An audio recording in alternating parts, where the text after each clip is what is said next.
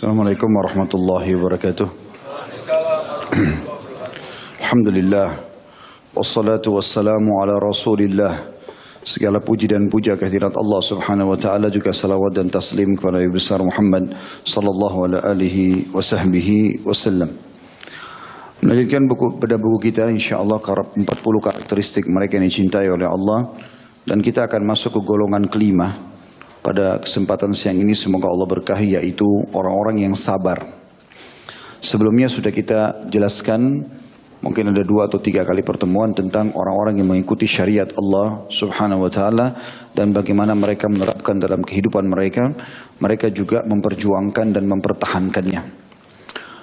Sabar teman-teman sekalian, seperti statement yang menarik disampaikan oleh Umar radhiyallahu anhu, sabar itu ibarat kepala dari badan.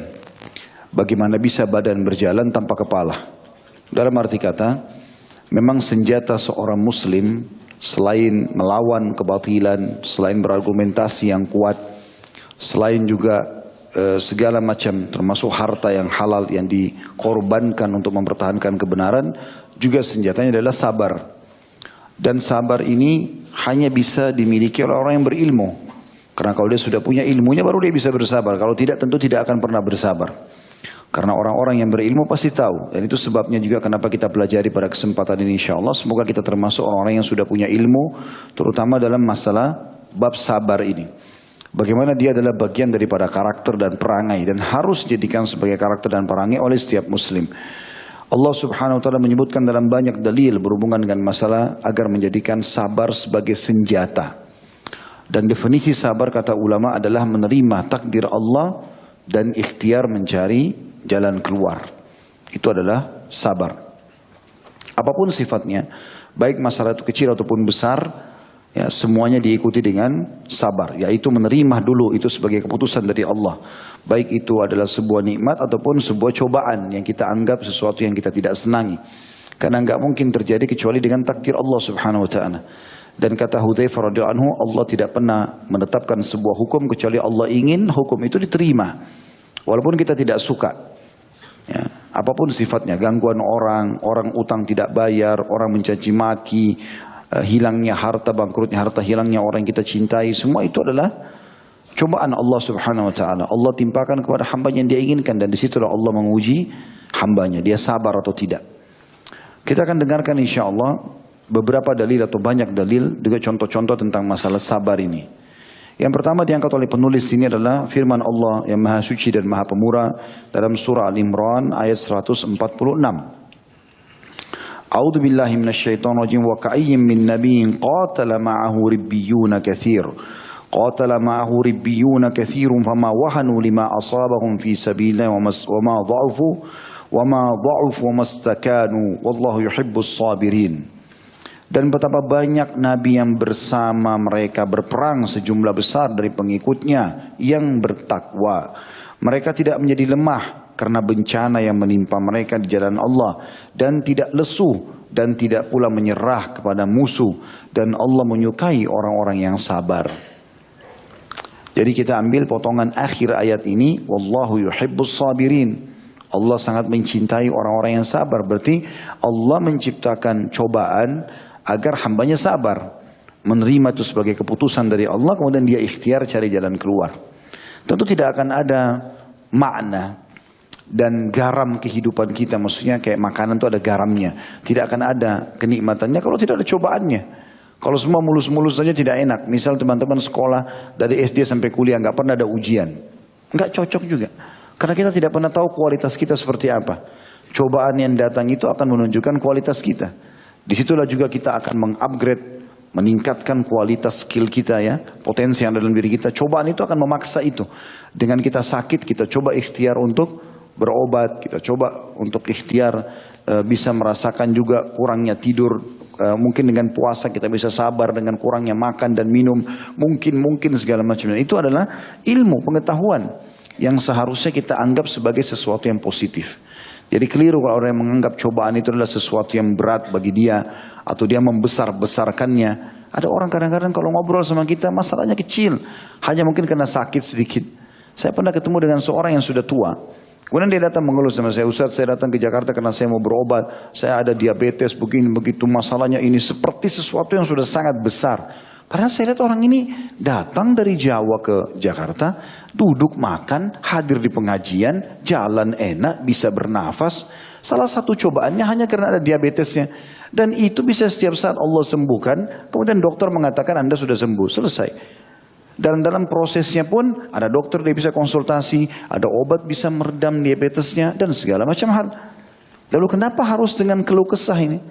Allah subhanahu wa ta'ala ingin memberikan nikmat supaya disyukuri, memberikan cobaan supaya disabari. Jadi tingkat sabar dalam cobaan seperti tingkat syukur dalam nikmat. Sekali lagi, tingkat sabar dalam cobaan artinya kita harus betul-betul bersabar itu sebagaimana kita harus bersyukur dalam nikmat. Kita tahu kalau kita bersyukur, kita akan ditambahkan nikmat. Kalau kita bersabar, kita akan diberikan ketenangan dan jalan keluar. Itu pasti. Tidak ada solusi yang lain. Tidak ada opsi yang lain. Mirip orang lapar, makan solusinya. Orang ngantuk, tidur solusinya. Ini orang cobaan, sabar solusi. Sebagaimana nikmat, syukur. Itu solusi. Tidak usah ciri yang lain. Karena ini Allah SWT yang telah memandu kita untuk ke situ.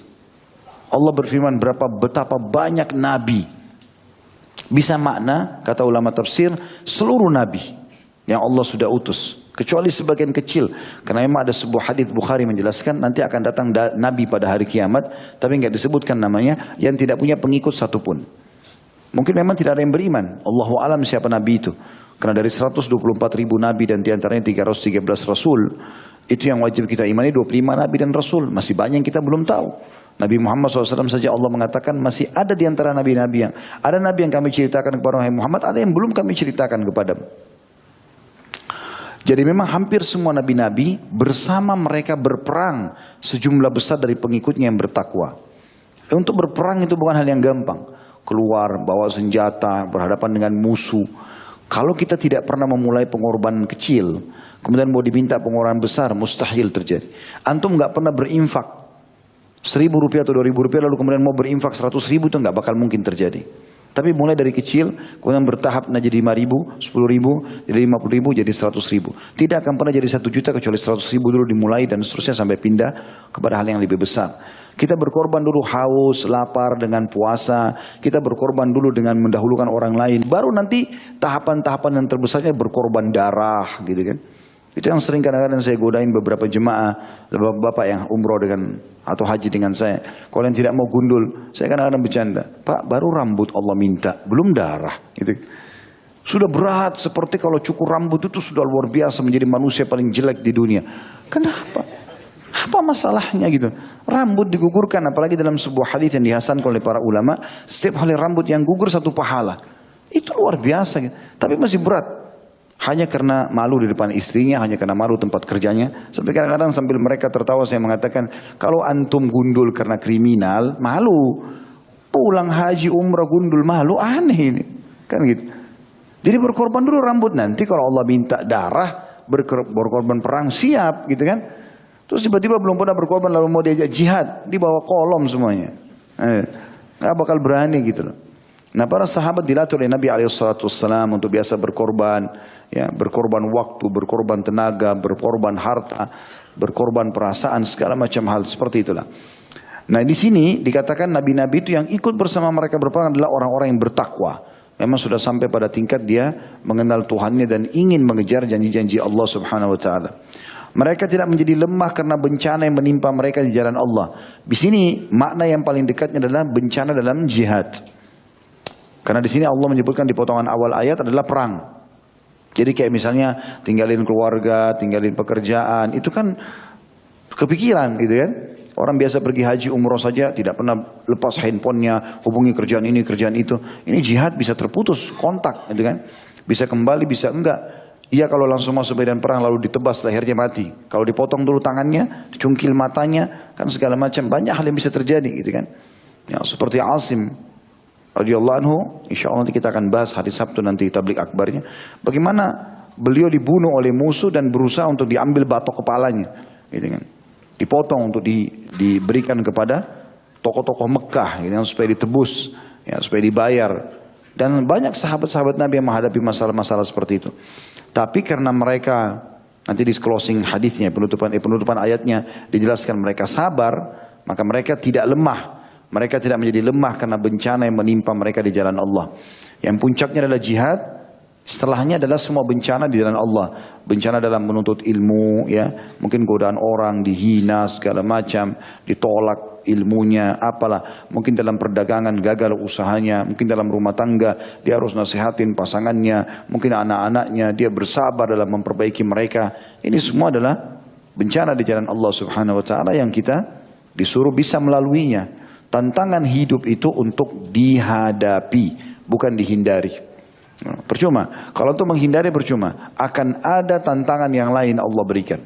Tapi kalau yang benar adalah kalau ada tantangan depan mata, hadapi. Kita hadapi, dan senjata terkuat adalah sabar. Terima dulu itu takdir Allah, kemudian kita ikhtiar cari jalan keluarnya. Seperti itulah. Dan tidak juga lesu dan tidak pernah menyerah kepada musuh. Dia tidak pernah menyerah kepada syaitan, manusia dan jin yang berusaha melemahkan iman, menggoyahkan, ya. Tidak ada sama sekali. Dan orang-orang beriman selalu kokoh menerima keputusan Allah SWT. Sebagaimana dia nikmat, bersyukur dengan nikmatnya makanan, minuman, dia juga merasa nikmat dengan kesabaran yang Allah berikan pada saat musibah sedang datang, gitu kan. Urwah bin Zubair rahimahullah, dia kakinya satu diamputasi, anaknya mati. Begitu dia pulang ke Madinah, orang-orang pada takziah ke rumahnya, lalu mengatakan, sabarlah, beginilah, begitulah.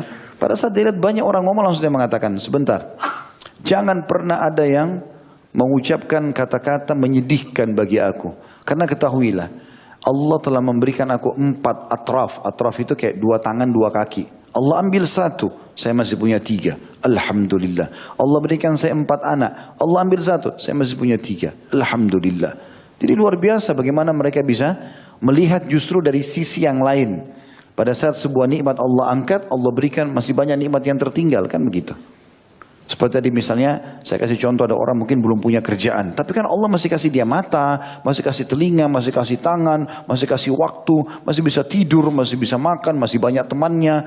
Ada orang punya keluarga, cuma tidak ada kerjaan. Itu saja. Baik, sabarlah. Coba terima sebagai putusan Allah, tetap ikhtiar, cari jalan keluar. Kan seperti itu. Dan seterusnya. Dan Allah mengatakan setelah itu, dan Allah menyukai orang-orang yang sabar. Kata beliau, sabar secara bahasa adalah menahan dan mengendalikan, seperti perkataan orang, fulan terbunuh karena ia sabar. Maksudnya apabila dia mengendalikan dan menahan diri, seperti bunyi firman Allah yang maha suci dan maha pemurah dalam surah Al-Kahfi ayat 28. A'udzu billahi minasyaitonir rajim, wasbir nafsaka ma'al ladzina yad'una rabbahum bil ghadati wal 'ashyi yuriduna wajha. Dan bersabarlah kamu bersama dengan orang-orang yang menyeru Rabb mereka pada pagi dan sore hari karena mengharap wajahnya.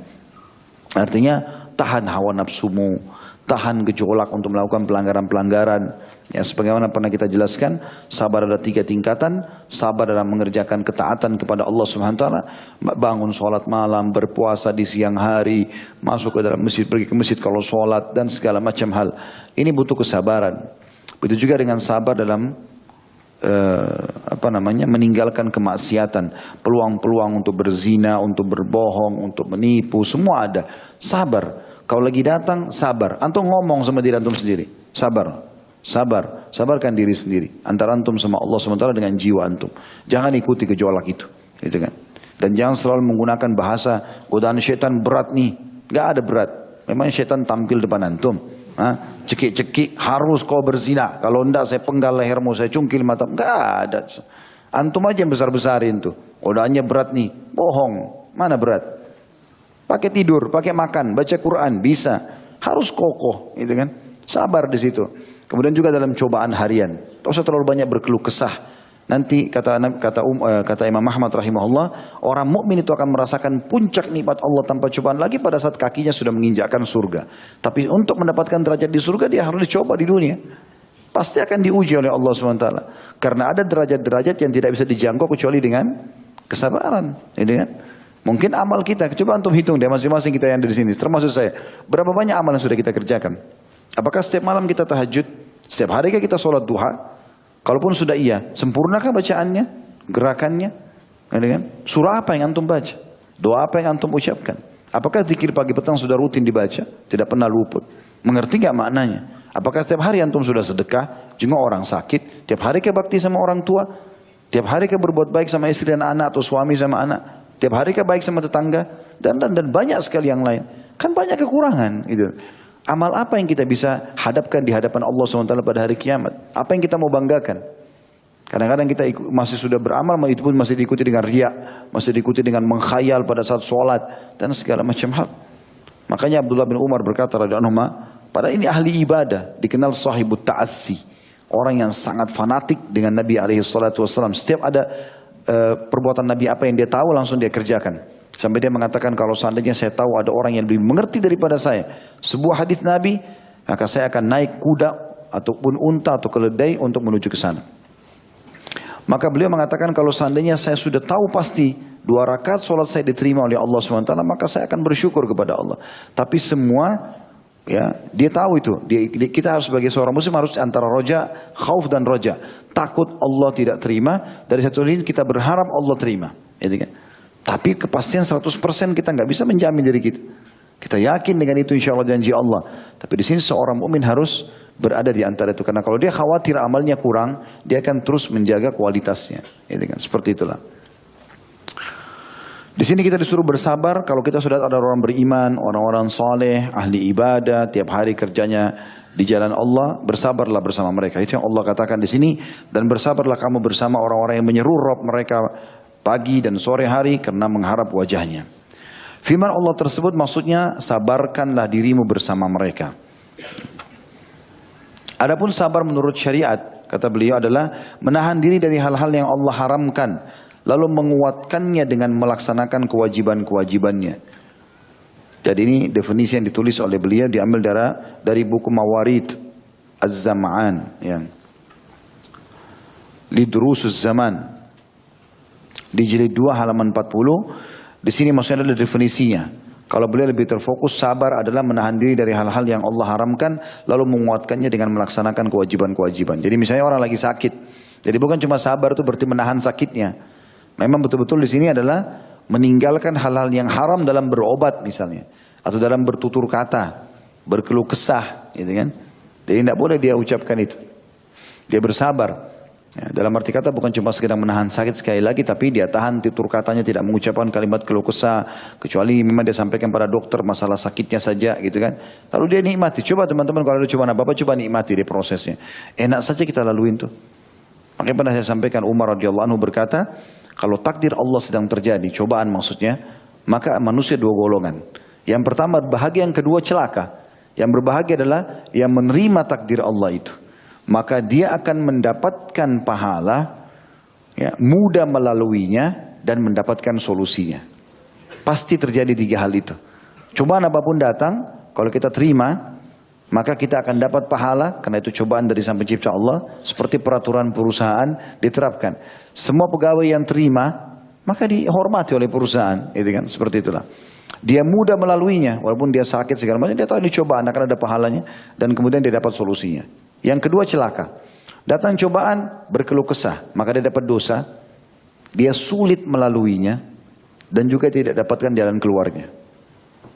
Jadi misalnya ada 2 orang, A sama B. Dia golongan pertama si A, dia terima takdir Allah kena sakitnya, penyakit yang sama misalnya. Si B enggak terima, toh sama-sama akan melaluinya.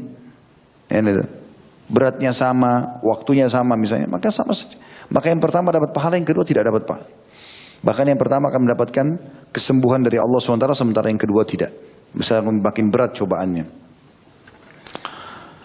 Kemudian kata beliau, kalimat sabar banyak tertera di dalam Al-Quran yang mulia, lebih dari 90 tempat. Dan ia merupakan sifat Allah yang maha suci dan maha pemurah.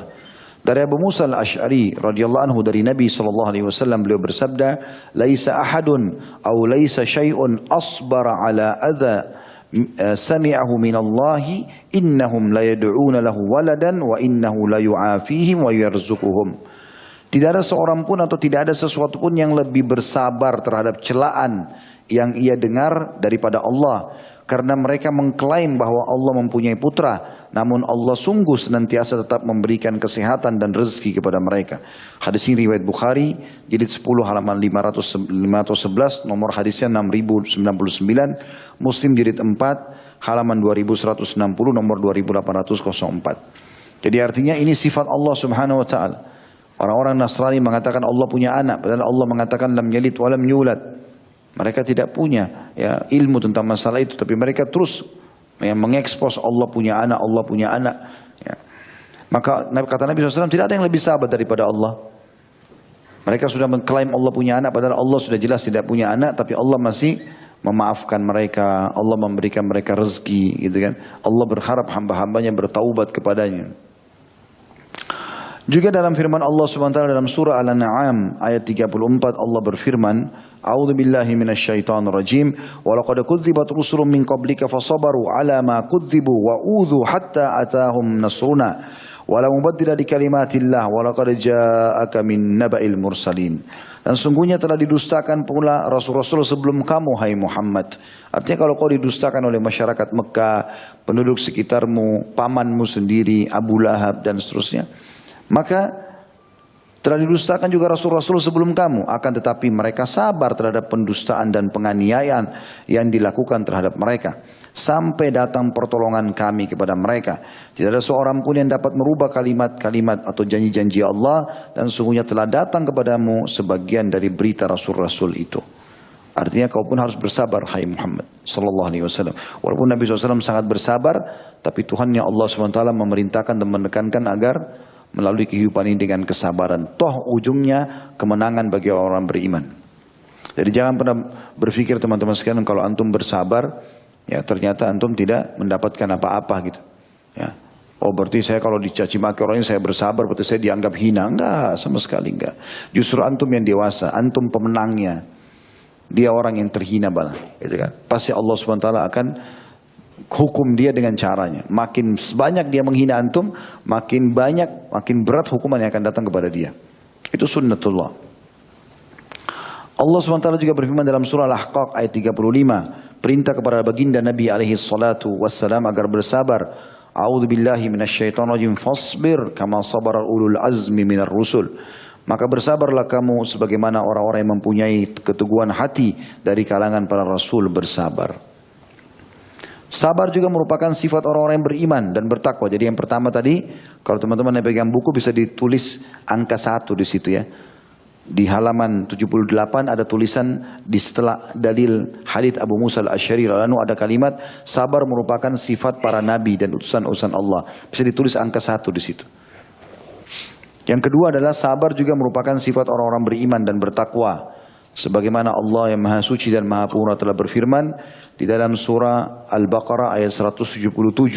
A'udzu billahi minasyaitonir rajim was-sabirina fil ba'sa was-sabirina fil ba'sa'i wad-dharra'i wa hinal ba's ulaika alladziina shadaqu wa ulaika humul muttaqun.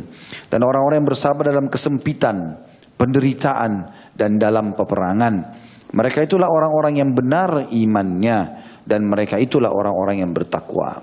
Ya, jadi di sini bersabar dalam kesempitan. Justru pada saat cobaan lagi datang, antum lagi butuh uang, tidak ada uangnya, lagi mau bayar utang dikejar-kejar orang belum ada uangnya, lagi butuh kesembuhan, lagi sakit berat, gitu kan. Segala macam hal. Lagi butuh pertolongan, tidak ada yang tolong, bersabar dalam kesempitan. Penderitaan datang. Ya, kita boleh ikhtiar. Antum sakit silakan. Karena kata Nabi SAW, Allah tidak turunkan penyakit kecuali turunkan bersamanya obatnya, gitu kan. Maka di sini kita disuruh untuk bisa berikhtiar, bertobat, berobat, gitu kan. Tapi bukan berarti berkeluh kesah sana sini. Semua orang harus tahu penyakitnya. Gitu. Pernah ada seseorang ketemu dengan Shuraih Al-Qadhi, rahimahullah, salah satu ulama tabi'in yang masyhur, ya. Umar bin Khattab pun mengakui keimanannya sampai Umar mengangkatnya menjadi hakim dan menjadi hakim di 5 khalifah. Umar, Uthman, Ali, Muawiyah dan Yazid, ya. Radhiyallahu anhu ajma'in ini menjadi hakim pada saat. Ada orang anak muda datang depannya berkeluh kesah. Didatangi sampai dia lalu kemudian dia mengatakan, "Hai anak muda, mendekatlah. Apa kau lihat mataku ini?" Dipegang mata kanannya. "Mataku ini sudah 5 tahun atau 10 tahun," gitu dia bilang. "Saya tidak melihat. Tapi belum pernah saya keluhkan kepada siapapun dan baru kau yang tahu." Maka bersabarlah dalam cobaan yang sedang datang. Artinya kalau kita menyampaikan keluh kesah kita kepada ahlinya, penyakit kepada dokter, kemudian masalah kejiwaan atau pengetahuan agama kepada ustadz atau ustazah atau kiai atau syekh misalnya, maka itu sudah pada tempatnya. Tapi kalau semua orang nggak perlu. Biarkan orang lain melihat kita seakan-akan tidak punya masalah. Itu benar. Karena kita berarti menerima apa yang sedang Allah putuskan gitu kan. Itu yang dimaksud di sini. Orang-orang yang bersabar dalam kesempitan, penderitaan dan dalam peperangan. Juga butuh kesabaran. Karena meninggalkan keluarga tadi saya bilang, meninggalkan pekerjaan, bisa ditangkap oleh musuh dan seterusnya. Mereka itulah orang-orang yang benar imannya. Dan mereka itulah orang-orang yang bertakwa. Allah telah memerintahkan agar bersabar seraya berfirman juga dalam surah Al-Imran ayat 200. Ini kepada orang-orang beriman. Ya ayyuhalladzina amanu sabiru wasabiru warabitu wattaqullaha la'allakum tuflihun. Hai orang-orang beriman, bersabarlah kamu dan kuatkanlah kesabaranmu dan tetaplah bersiap siaga di perbatasan negerimu dan bertakwalah kepada Allah supaya kamu beruntung. Yang kita garis bawahi adalah kalimat pertama atau anjuran pertama Allah SWT, dan yang kedua isbiru wasabiru. Sabarlah dan kemudian kuatkan sabarmu. Maksudnya jangan cuma sehari, jangan cuma sekali. Sabar aja sampai dapat jalan keluar. Tak usah berkeluh kesah sampai dapat jalan keluar. Kata Nabi SAW, semua itu segala sesuatu Allah ciptakan dari kecil menjadi besar, kecuali cobaan. Allah ciptakan besar, kemudian dia jadi kecil. Jadi sebenarnya pukulan itu memang di awal saja.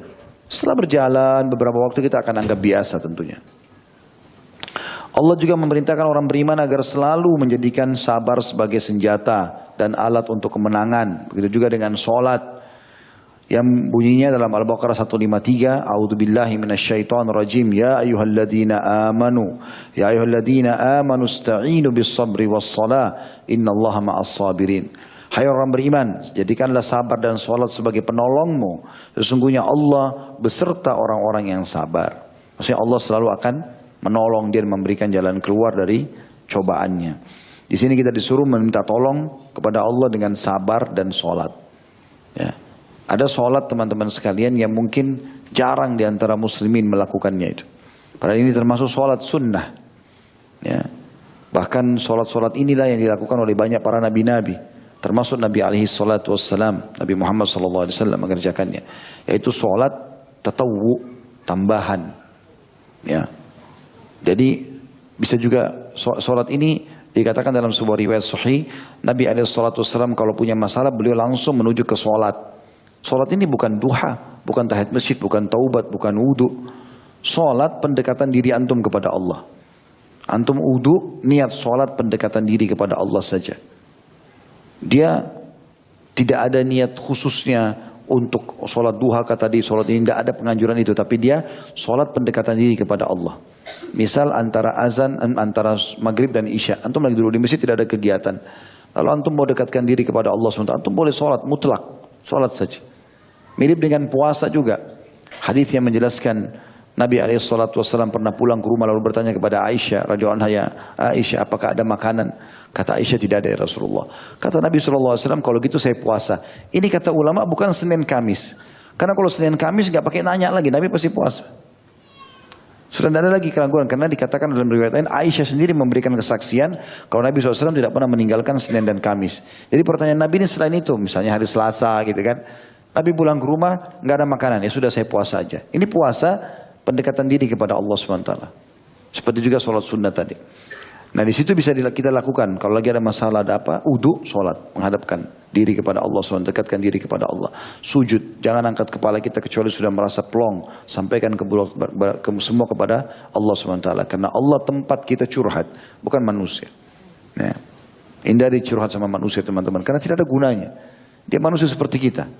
Antum hadapi masalah 10 tahun dalam rumah tangga, terus mau cerita sama orang dalam setengah jam, berharap dia berikan jalan keluar. Bagaimana caranya? Nggak mungkin, gitu kan? Sulit sekali. Dia merangkumkan berarti 10 tahun dalam setengah jam, dalam 1 jam, dalam 3 hari, nggak mungkin, gitu kan? Itu nggak mungkin. Maka keluh kesahkan kepada Allah SWT, dan Allah akan mengutus nanti ya orang-orang atau makhluk yang bisa memberikan jalan keluar kepada kita itu dengan izinnya. Allah Subhanahu wa taala juga menjanjikan, ya di sini dikatakan Allah yang Maha Suci telah mengaitkan kebaikan di dunia dan di akhirat dengan kesabaran dan memberitahukan bahwa kepemimpinan di dalam agama sungguhnya hanya akan diraih dengan kesabaran dan keyakinan. Allah yang Maha Suci dan Maha Pemurah berfirman dalam surah As-Sajdah ayat 24, A'udzu billahi minasyaitonir rajim, wa ja'alna minhum a'immatan yahduna bi amrina lamma sabaru wa kanu bi ayatina yuqinun. Dan kami jadikan di antara mereka itu pemimpin-pemimpin yang memberi petunjuk dengan perintah kami ketika mereka sabar dan mereka meyakini ayat-ayat kami. Artinya sampai pada tingkat orang yang sabar dalam ketaatannya kepada Allah, istiqomah mengerjakan ketaatan, istiqomah meninggalkan kemaksiatan walaupun peluangnya sangat terbuka depan matanya. Kemudian juga sabar dalam cobaan-cobaan harian. Dia terus laluin dengan menerima takdir Allah, dengan senang, dengan gembira, dengan senyum. Semua itu dilakukan sama dia. Maka ini akan Allah jadikan pemimpin di muka bumi. Juga memberitahukan bahwa kemenangan di muka bumi ini tidak akan terrealisasi melainkan dengan kesabaran. Allah berfirman melalui lisan atau lewat lisan Nabi Yusuf alaihissalam, yang mana saudara-saudaranya telah mengetahui dirinya. Mereka berkata karena kaget terhadap keadaannya yang telah meraih ketinggian kepemimpinan dan kemenangan di muka bumi. Nabi Yusuf kita sudah tahu dilempar oleh kakak-kakaknya karena cemburu, dilempar di sumur dengan harapan nanti ada orang datang lalu membawa pergi. Mereka lupa di sini. Allah Subhanahu wa taala Maha Adil dan melihat itu.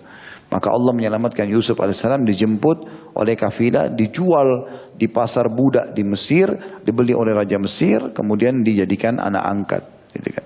Sampai akhirnya menjadi menteri yang berkuasa setelah Raja di Mesir. Dengan keadilannya. Ya, menteri yang mengatur semua perekonomian di Mesir pada saat itu. Sehingga Bani Israel bisa tinggal sama beliau. Dan pada saat Nabi Yusuf AS dapat jabatan, Allah datangkan kakak-kakaknya tadi yang zalim kepada dia tanpa mengenalnya, minta supaya diberikan makanan, diberikan ini dan itu. Maka pada saat mereka tahu ternyata ini orang yang terkenal saleh dan baik, dermawan di Mesir adalah Yusuf, maka Yusuf berkata, A'udzu billahi minasyaitonir rajim. Qalu a innaka la anta Yusuf? Qala ana Yusuf wa hadha akhi. Qad manna Allahu alaina. Innahu man yattaqi wa yasbir fa innallaha la yudhi'u ajral muhsinin. Mereka berkata para saudara Yusuf, apakah kamu ini benar-benar Yusuf? Jadi pada saat itu kisahnya panjang dalam surah Yusuf diceritakan. Ya, dalam Al-Quran bagaimana Yusuf alaihissalam menjadi menteri di Mesir, kemudian terjadilah sesuatu perubahan pada saat itu. Nabi Yusuf mimpi melihat ada 7 ekor sapi gemuk memakan sapi-sapi yang kurus.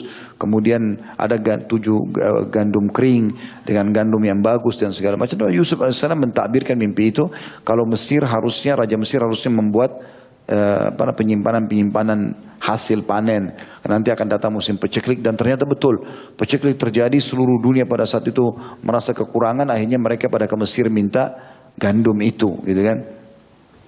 Maka pada saat itu termasuk saudara-saudara Yusuf sendiri datang dari perkampungan mereka lalu minta agar diberikan gandum, karena gandum Mesir pada saat itu terbaik, itu makanan pokok mereka. Maka Yusuf mengatakan, saya tidak akan berikan kalian sampai kalian membawa adik kalian yang bernama Bunyamin. Karena waktu Yusuf AS kumpul sama saudaranya, tanya, kalian ini siapa? Padahal Nabi Yusuf sudah tahu, gitu kan.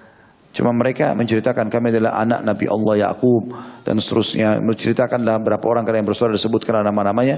Nabi Yusuf buat keadaan seakan-akan tidak kenal Bunyamin, lalu dia mengatakan adiknya dia, saya tidak akan kasih kalian tukar gandum atau mendapatkan gandum ini kecuali kalian bawa adik kalian Bunyamin. Saya mau kenal lebih jauh.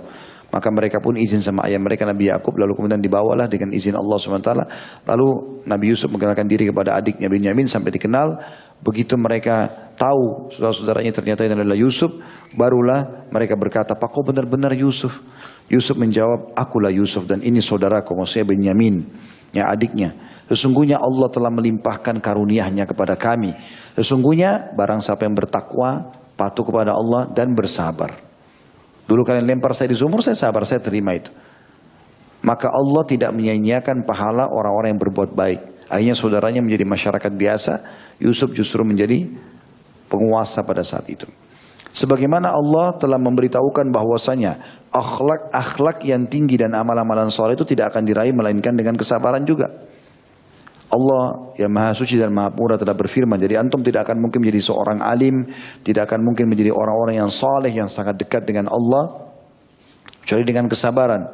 Dalam surah Al-Qasas ayat 80 Allah berfirman, A'udzu billahi minasyaitonir rajim. Wa qala alladziina utul ilma wailakum thawabullahi khairun liman amana wa amila shalihan wa la yulaqaha illa as-sabirun. Berkatalah orang-orang yang dianugerahi ilmu. Kalau sudah faham, sudah belajar, seperti sekarang insyaAllah yang ini kita pelajari tentang keutamaan sabar. Bagaimana Allah tekankan Nabi Muhammad SAW untuk bersabar. Bagaimana itu juga sifatnya Allah. Bagaimana ditekankan orang beriman untuk sabar. Dan ada keutamaan-keutamaannya tentu. Sebagaimana juga ke depannya masih banyak dalil ya. Yang akan kita sampaikan insyaAllah. Karena ini sabar ini bahasanya dari halaman 77 sampai halaman 100. Panjang, cukup panjang dibahas oleh penulis di sini. Untuk menjelaskan dalil-dalil yang cukup banyak di situ. Berkatalah orang-orang yang dianugerahi ilmu. Kalau sudah belajar dia sudah tahu. Kecelakaan yang besarlah bagimu. Pada pahala Allah adalah lebih baik bagi orang-orang yang beriman dan beramal saleh.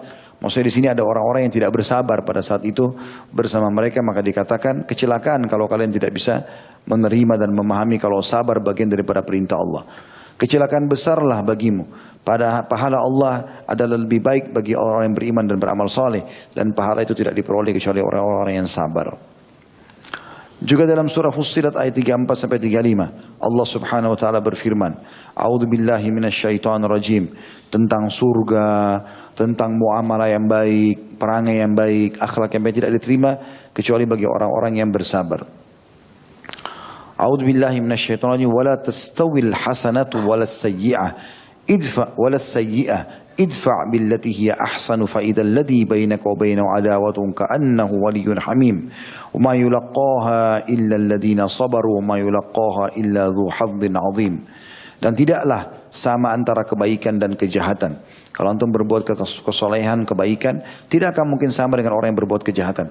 Memberi dengan mencuri tidak akan pernah bisa ketemu, gitu kan? Marah-marah dengan tenang tidak akan bisa ketemu tentunya, ya. Jujur dengan bohong tidak akan bisa ketemu dan seterusnya. Tolaklah kejahatan itu dengan cara yang lebih baik. Orang ajak kamu segala macam, tolak saja, saya tidak mau.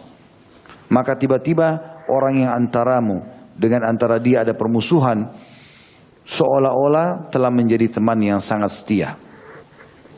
Sifat-sifat yang baik itu tidak dianugerahkan melainkan kepada orang-orang yang sabar, dan tidak dianugerahkan melainkan kepada orang-orang yang mempunyai keberuntungan yang besar. Jadi maksudnya kalau ada antum temuin orang, Masya Allah dia tenang, dia tidak panik, dia tidak segala macam, selalu baik sama semua orang, bahkan orang-orang yang berbuat jahat pun sama dia, tetap aja dia merespon dengan hal yang baik, itu adalah orang-orang yang sabar.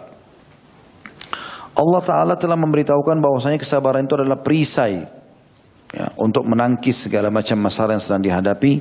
Sebagaimana Allah yang Maha Suci berfirman di dalam surah Al-Imran ayat 120. A'udzu billahi minasyaitonir rajim, in tamsaskum hasanatun tasu'hum wa in tusibukum sayyi'atun yafrahu biha wa in tasbiru wa tattaqu la yadurrukum kaiduhum syai'a innallaha bima ya'maluna muhit. Jika kamu memperoleh kebaikan, niscaya mereka bersedih hati. Ini kaum munafikin, ya. Mereka lihat orang beriman mendapatkan kemenangan, ketentraman, mereka sakit hati. Tapi jika kamu mendapat bencana, cobaan, kekalahan misalnya dalam peperangan, mereka bergembira karenanya.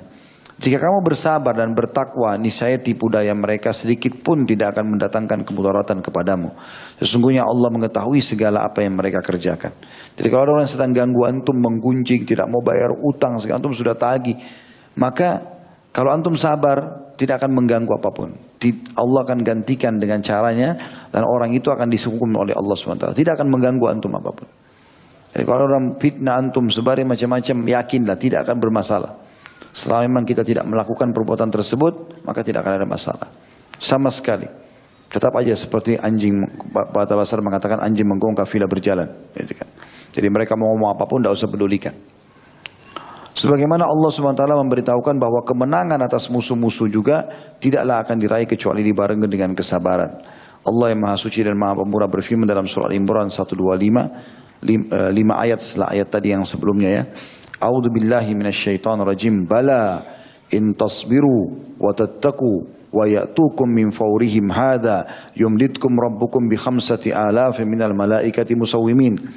Cukuplah jika kamu bersabar dan bertakwa, dan mereka datang menyerang kamu dengan seketika itu juga, niscaya Allah menolong kamu dengan 5,000 malaikat yang memakai tanda.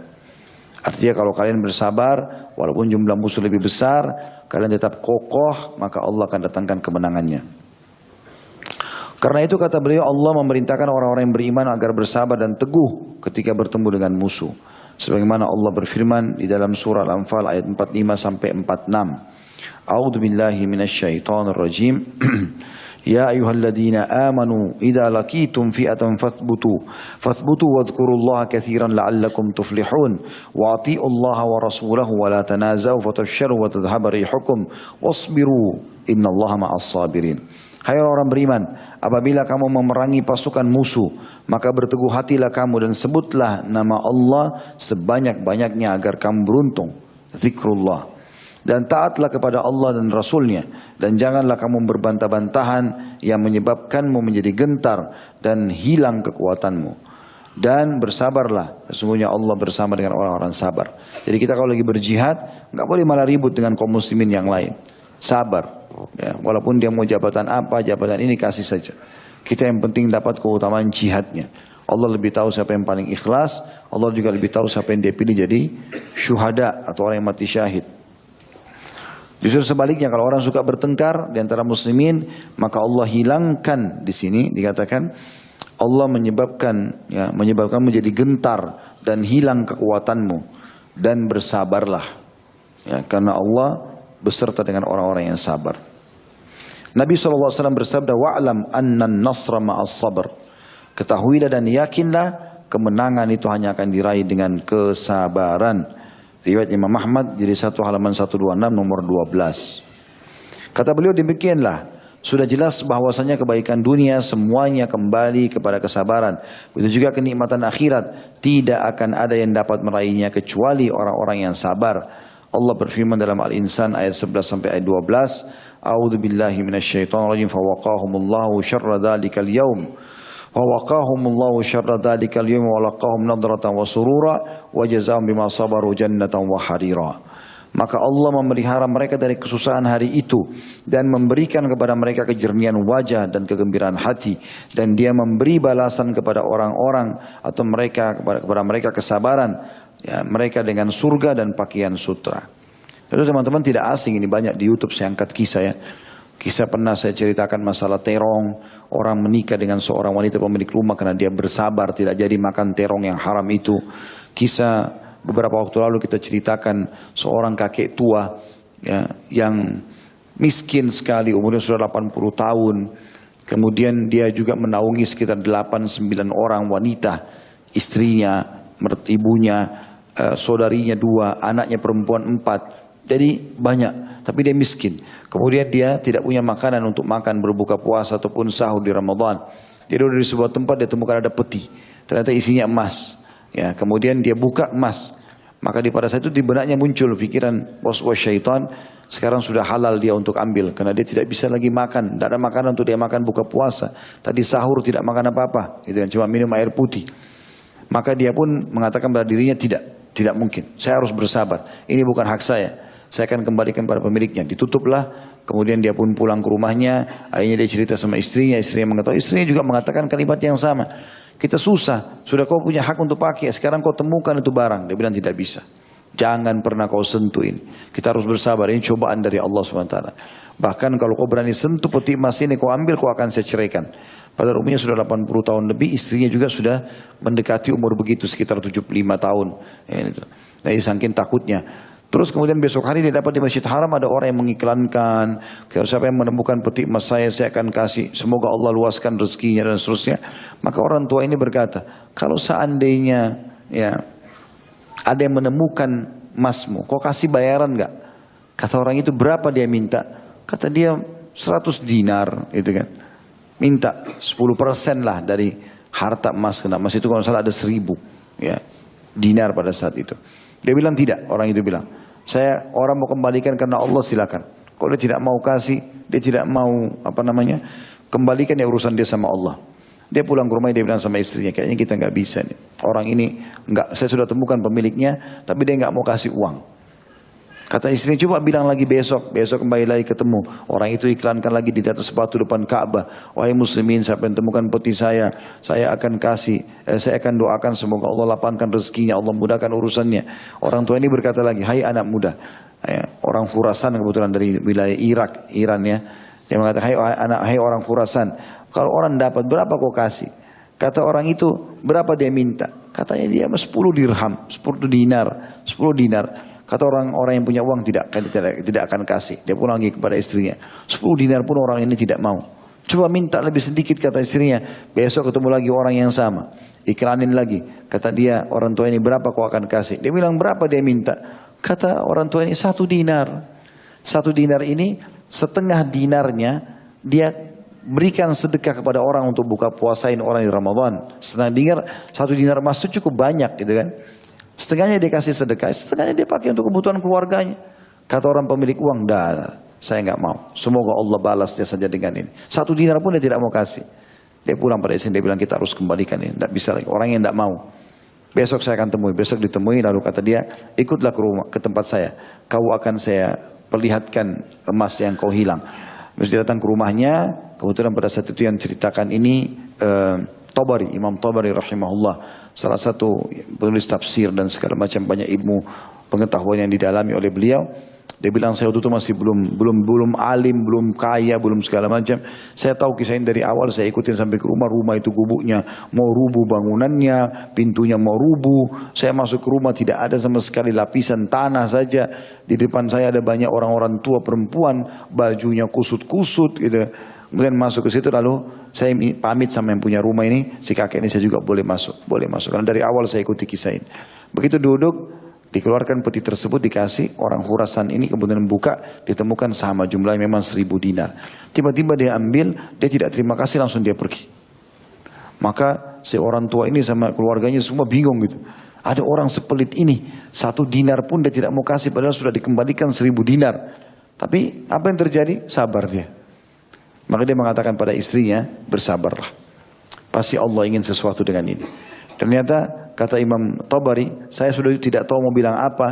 Para perempuan-perempuan itu digambarkan sebenarnya dalam bukunya seperti orang yang kaget, yang mulutnya terbuka.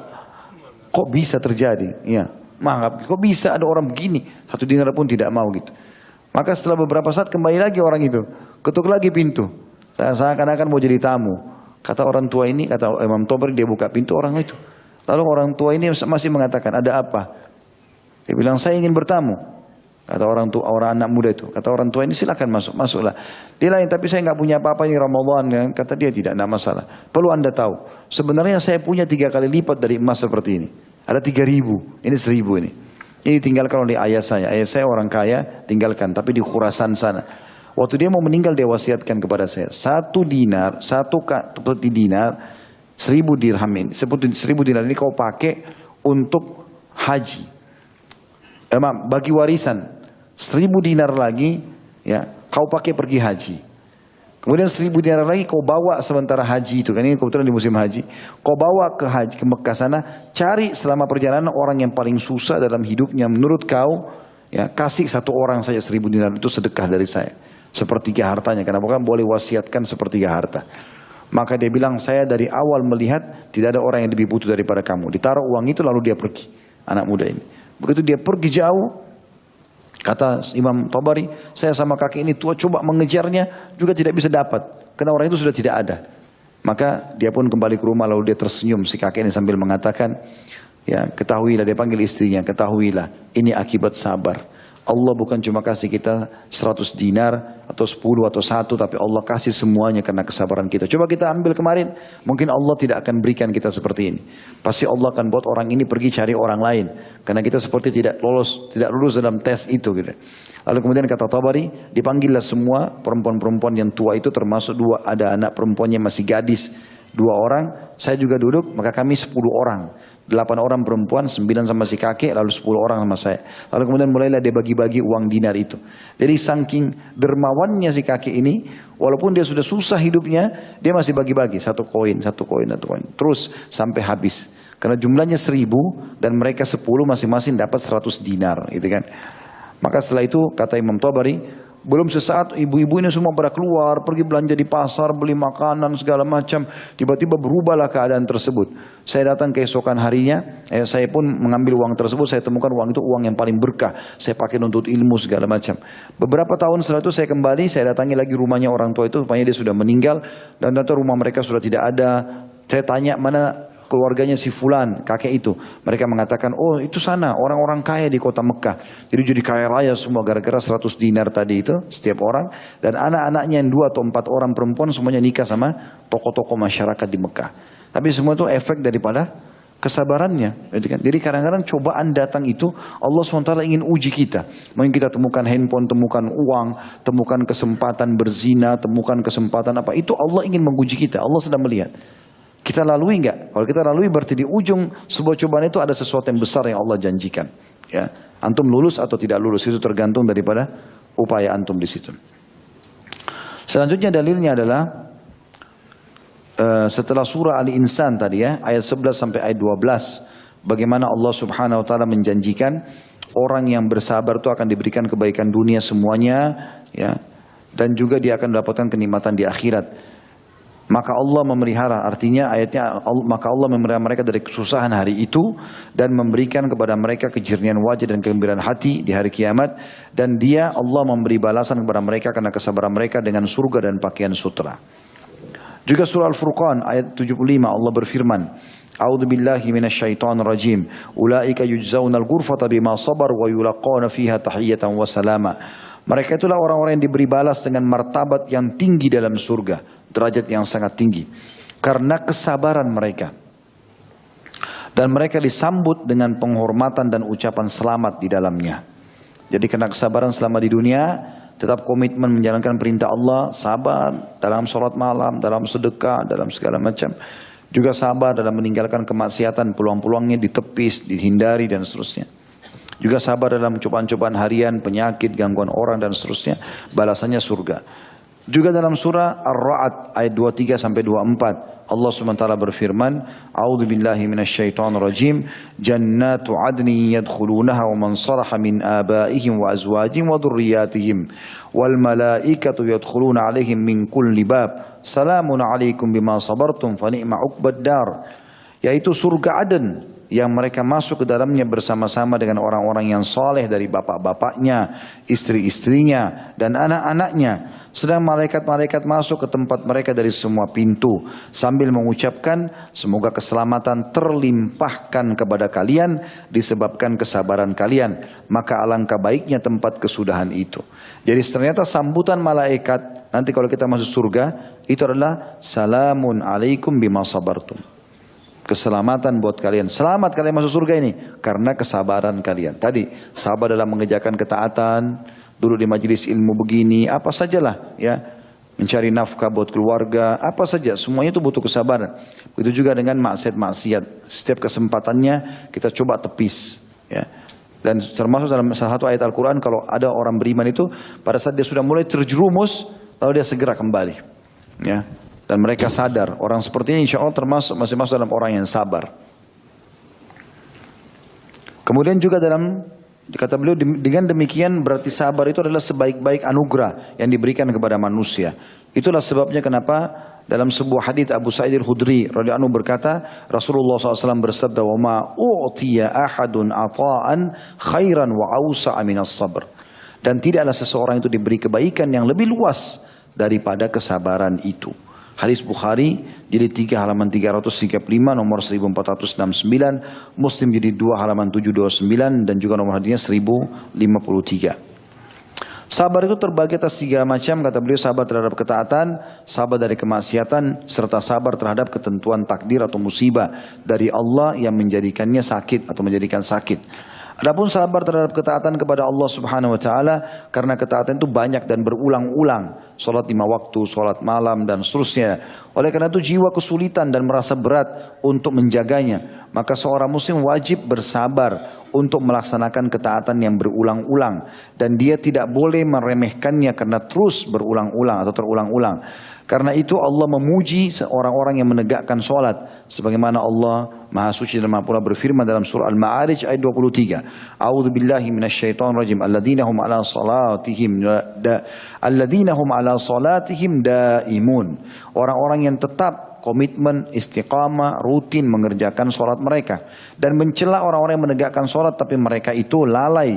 Dalam surah Al-Ma'un ayat 5. A'udzu billahi minasyaitonir rajim. Alladzina hum an salatihim sahun. Yaitu orang-orang yang lalai dalam sholatnya. Ya. Dan melarang dari membatalkan amal. Maksudnya di sini apa?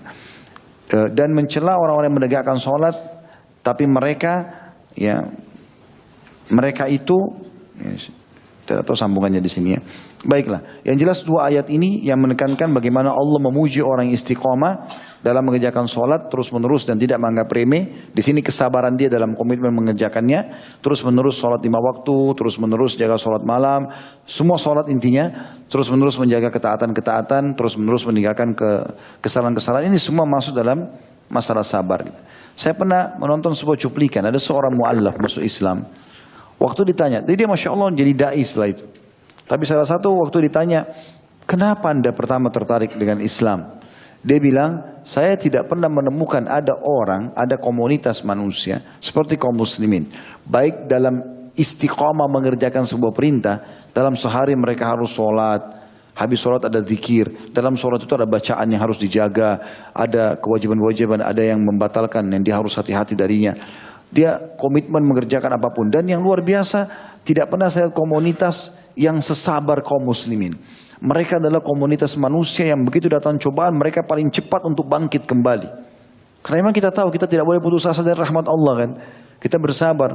Bahkan termasuk putus asa dari rahmat Allah dosa besar. Kita pernah pelajari di hari Rabu malam bahasan kita di masjid ini tentunya. Maka itu juga masuk dalamnya. Gara-gara itu dia masuk Islam.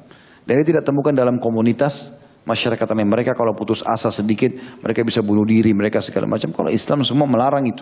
Satu sisi ada larangan ancaman berbuat dosa bunuh diri misalnya, sisi yang lain kita juga disuruh terus termotivasi untuk mengejar taubat dari kesalahan-kesalahan dan juga berusaha mengejar yang terbaik dari pahala yang bisa didapatkan.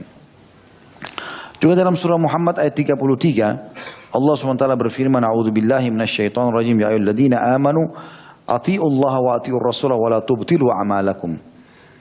Ya. Hai orang-orang beriman, taatlah kepada Allah dan taatlah kepada Rasul dan janganlah kamu merusak pahala amal-amalmu. Oh, jadi kalau kita tarik dari paragraf yang sebelumnya, dan Allah Subhanahu wa taala memuji orang yang menegakkan salat terlalu istiqamah dan mencela orang yang menegakkan salat tapi mereka lalai, dan juga melarang dari membatalkan amalan. Potongan ini mungkin secara cetakan buku saya lihat terlalu dekat dengan terjemahan ayat. Begitu ya, yang pegang buku itu. Di halaman 83, di atas ayat surah Muhammad ayat 33, di atas Allah SWT berfirman ada kalimat dan melarang dari membatalkan amalan. Ini semestinya secara penulisan harusnya ada spasi yang cukup untuk memisahkan antara ayat Al-Ma'un 5 dengan kalimat ini. Jadi sebenarnya melarang dari membatalkan amalan dalilnya adalah surah Muhammad 33 itu. Ya. Jadi paragraf ini sebenarnya ada sendiri. Artinya kita disuruh dimotivasi untuk menjaga istiqamah, sabar dalam mengerjakan ketaatan dan jangan sampai membatalkan amal. Jangan tengah jalan putus asa. Puasa ya sabar aja sampai habis. Jangan batalkan tengah-tengah misalnya, dan seterusnya. Maknanya kata beliau, apabila kalian telah masuk dalam ketaatan, maka bersabarlah, sempurnakanlah dan janganlah memutuskannya. Berapa banyak orang yang senantiasa ke masjid dan menjaga sholatnya, kemudian habislah kesabarannya, akhirnya meninggalkan masjid dan putus dari sholatnya. Dan berapa banyak orang yang memulai menghafal Al-Quran, kemudian pudar kesabarannya, akhirnya tidak menyempurnakannya dan seterusnya. Maka sudah seharusnya bersabar terhadap ketaatan. Wahai muslim, kata beliau, sabarkanlah dirimu terhadap ketaatan kepada Rabbmu. Manakala di waktu pagi katakanlah kepada dirimu, wahai jiwaku, bersungguh-sungguhlah dalam ketaatan kepada Allah, karena boleh jadi hari ini merupakan yang terakhir bagimu. Dan apabila di waktu sore katakanlah kepadanya, kepada jiwamu sendiri, wahai jiwaku, bersungguh-sungguhlah dalam ketaatan kepada Allah, karena boleh jadi malam ini merupakan yang terakhir bagimu. Dan teruslah begitu sehingga kamu dapat menyerahkannya jiwa ini kepada Rabb pencipta dalam keadaan ridho dan diridhoi. Lalu akan dikatakan kepadanya, fadkhuli fi ibadi wadkhuli jannati. Maka Allah akan berfirman, maka masuklah ke dalam jamaah di hamba-hambaku, maksudnya kelompok hamba-hambaku, dan juga masuklah ke dalam surgaku. Al-Fajr 29-30. Termasuk untuk sabar di atas ketaatan adalah sabar dalam berbuat baik kepada kedua orang tua, apalagi keduanya telah lanjut usia. Juga sabar dalam mencari ilmu, karena mencari ilmu adalah jihad. Sebagaimana ulama salaf berkata, aku perangi diriku selama 30 tahun dan tidak ada yang paling menyulitkanku daripada mencari ilmu. Karena itulah ketika Musa alaihissalam berkata kepada Khidir dalam surah Al-Kahfi ayat 66 sampai 69, A'udzu billahi minasyaitonir rajim, hal attabi'uka ala an tu'allimani mimma 'ullimta rusyda qala innaka lan tastati'a ma'iya sabra wa kayfa tasbiru ala ma lam tuhit bihi khubra qala satajiduni insyaallahu sabiran wa la a'si laka amra. Musa berkata kepada Khidir, bolehkah aku mengikutimu supaya kamu mengajarkan kepadaku ilmu yang benar di antara ilmu-ilmu yang telah diajarkan kepadamu, maksudnya oleh Allah. Khidir menjawab, sesungguhnya kamu sekali-kali tidak akan sanggup sabar bersamaku. Dan bagaimana kamu sabar atas sesuatu yang kamu belum mempunyai pengetahuan yang cukup tentang itu?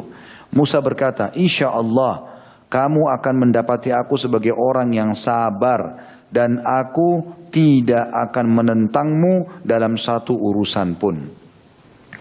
Maka ketika beliau tidak dapat menahan kesabarannya karena melihat perbuatan-perbuatan Khidir yang mengherankannya, maka Khidir berkata di Al-Kahfi 78, A'udzu billahi minasyaitonir rajim, qala hadza firaqu baini wa bainik, sa'unabbi'uka bi ta'wili ma lam tastati' alaihi sabra.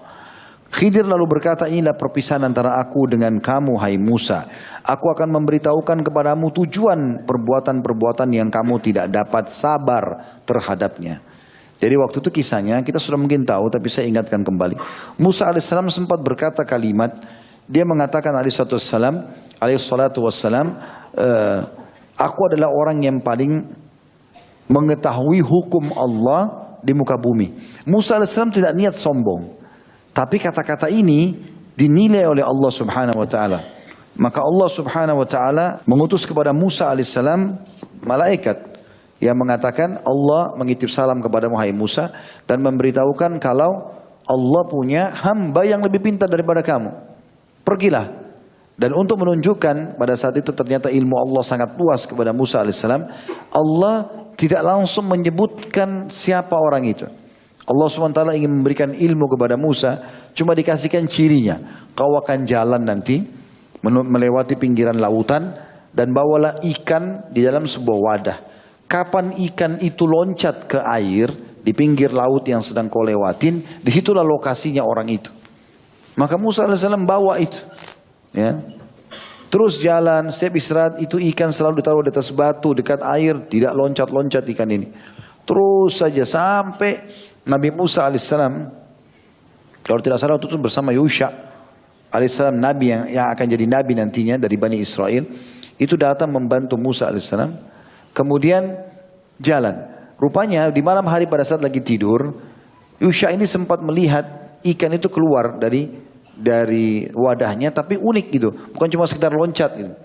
Jadi ada kegiatan, ada perbuatan dilakukan ikan itu kan tidak masuk akal, dia bisa keluar dengan mudahnya, dia dengan mudahnya keluar, kemudian dia bergerak, kemudian dia masuk dalam air dan pergerakannya itu tidak unik, bukan seperti umumnya ikan gitu ya. Tapi dia ngantuk, dia tidur. Jalanlah Musa alaihissalam sampai jauh, sudah jauh, baru Yusha mengingat, lalu dia mengatakan, wahai Musa, sepertinya apa yang tanda-tanda yang Allah berikan itu sudah terjadi di tempat yang ini dan itu. Musa tanya, di mana di sana? Pergilah mereka tempat ikan itu. Lalu ketemu sama Khidir, lalu bicara. Langsung Musa alaihissalam mengetahuilah ini orangnya gitu. Maka dikatakan, apa kamulah orang yang waktu Khidir tanya siapa kalian? Musa mengatakan, aku adalah Musa. Kata Khidir, kau adalah nabi untuk Bani Israel. Dia mengatakan iya. Lalu kata Musa, saya ingin belajar kepada kamu ilmu yang sudah Allah ajarkan. Maka kata Khidir ayat ini, kau nggak akan bisa sabar dengan saya. Karena Khidir tahu, perintah-perintah Allah yang sampai kepada Khidir ini, nggak semua orang tahu. Karena sikap-sikapnya unik gitu. Kata Musa, saya akan sabar.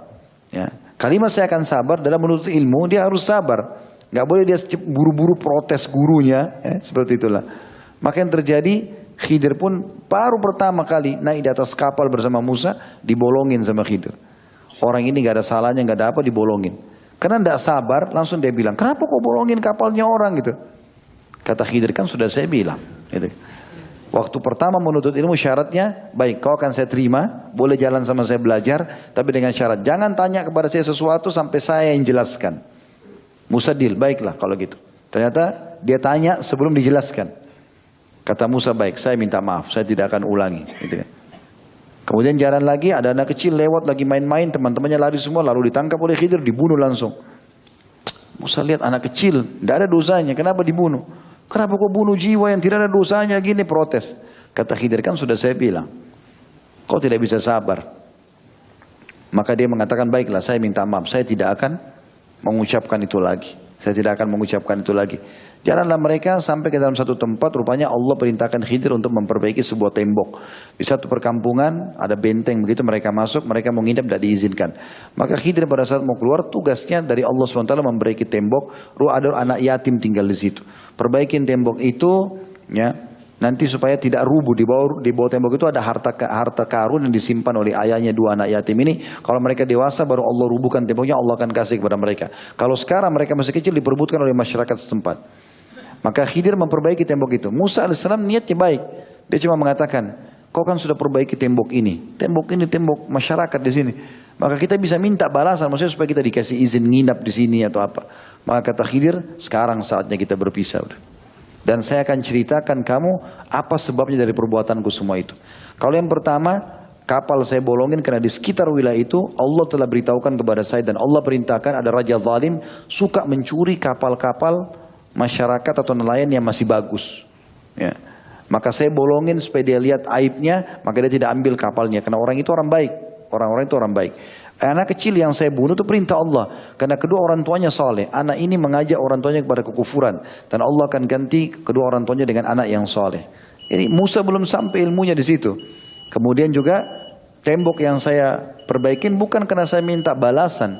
Tapi karena memang ini diperintahkan oleh Allah Subhanahu Wa Taala. Di bawahnya ada harta anak yatim. Kalau dirubuh sekarang maka akan diambil oleh masyarakat setempat.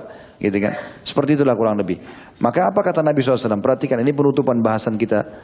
Kata Rasulullah SAW, Yarhamullahu Musa, lawadittu annahu kana sabara hatta yuqassa alaina min akhbarihima. Mudah-mudahan Allah memberikan rahmat kepada Nabi Musa. Sungguh aku menginginkan, kata Nabi Muhammad SAW, dia bersabar. Supaya apa? Sehingga berita-berita tentang keduanya, Khidir ini ilmunya luas sekali, Allah kasih. Karena tidak ada manusia yang tahu, dia lakukan langsung perintah Allah. Gitu kan? Maka sehingga berita-berita tentang keduanya dapat dikisahkan kepada kita. Hadis ini sahih riwayat Bukhari nomor 122, Imam Muslim nomor 2380.